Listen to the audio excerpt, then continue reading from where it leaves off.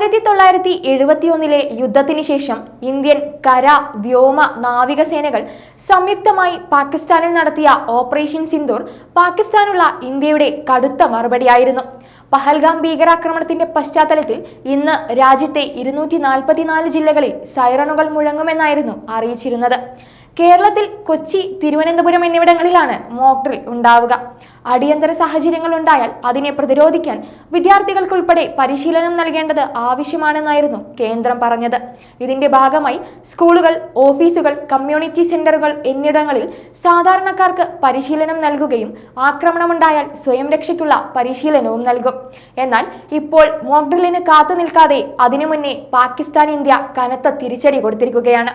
Operation Sindoor എന്ന് പേരിട്ട സംയുക്ത സൈനിക ആക്രമണത്തിൽ പാക് അതിർത്തി കടന്നും പാക് അധീന കശ്മീരിലുള്ള 9 ഭീകര കേന്ദ്രങ്ങൾ തകർത്തതായി സൈന്യം അറിയിക്കുകയായിരുന്നു.